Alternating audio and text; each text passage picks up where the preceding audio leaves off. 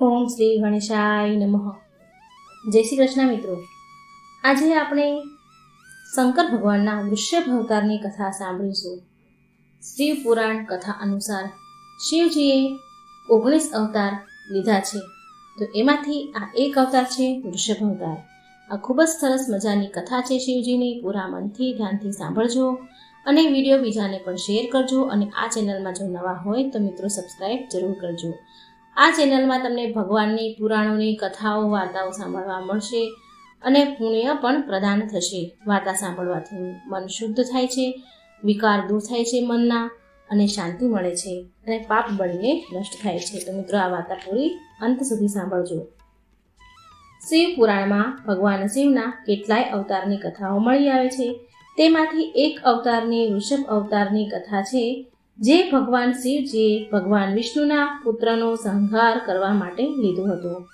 શિવ પુરાણ અનુસાર સમુદ્ર મંથન સમયે જ્યારે અમૃત કળશ ઉત્પન્ન થયો, તો તે કળશને દૈત્યોની નજરથી બચાવવા માટે ભગવાન વિષ્ણુએ તેમની માયાથી બહુ બધી અપ્સરાઓનું સર્જન કર્યું. દાનવો અપ્સરાને જોઈને મોહિત થઈ ગયા. દૈત્ય અપ્સરાને જોઈને બોલ્યા, વાહ વાહ, શું સુંદર કન્યાઓ છે! વાહ વાહ, હું આ અપ્સરાઓને, આ કન્યાઓને ઉઠાવીને મારી સાથે પાતાળ લોક લઈ જઈશ. આમ કહી બધા જ દૈત્યો એ અપ્સરાઓને એની સાથે પાતાળ લોક લઈ ગયા અને ત્યાં અપ્સરાઓને બંદી બનાવી લીધી. પછી દૈત્યો તે અપ્સરાઓને પાતાળ લોક મૂકી પાછા અમૃત કળશ મેળવવા માટે સમુદ્ર મંથન પાસે આવ્યા. પણ ત્યાં સુધીમાં તો દેવતાઓ અમૃત પાન કરી ચૂક્યા હતા. આ જોઈને દાનવ બહુ ક્રોધિત થયા. દૈત્યો બોલ્યા કે બહુ મોટો છળ કર્યો છે અમારી સાથે, બહુ મોટો અપરાધ, બહુ મોટો છળ કર્યો છે દેવતાઓએ અમારી સાથે, અમે નહીં છોડીએ દેવતાઓને. આમ કહીને આક્રમણ કરીને નાદ કર્યો અને બધા જ દાનવો દેવતાઓ પર તૂટી પડ્યા, આક્રમણ કરવા લાગ્યા, એકબીજા સાથે યુદ્ધ કરવા માંડ્યા.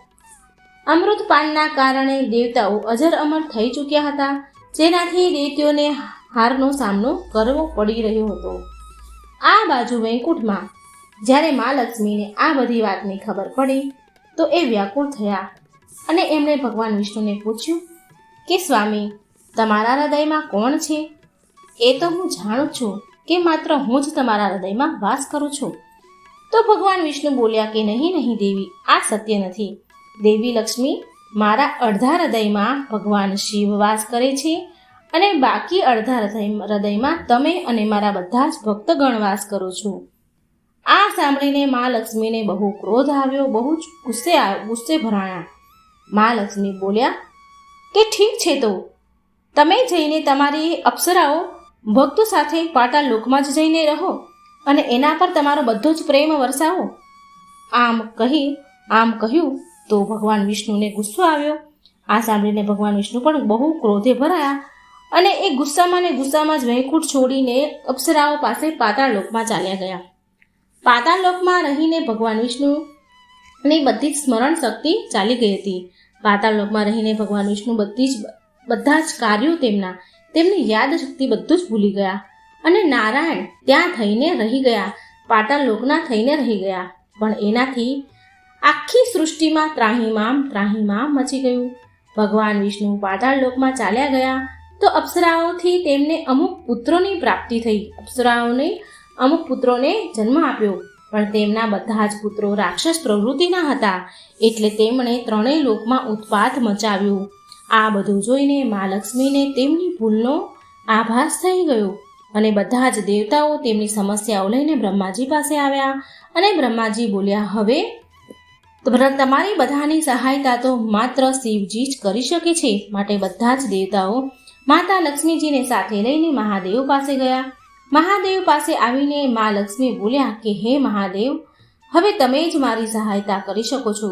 મારી એક ભૂલના કારણે આ સૃષ્ટિને બધું ભોગવવું પડી રહ્યું છે. હવે તમે જ મારા સ્વામી હરિ વિષ્ણુને અને તેમની યાદ શક્તિ પાછી તમે લાવી શકો છો. એટલે મહાદેવ બોલ્યા, અવશ્ય દેવી લક્ષ્મી, હું તમારી અને આ સૃષ્ટિની સહાયતા જરૂર કરીશ.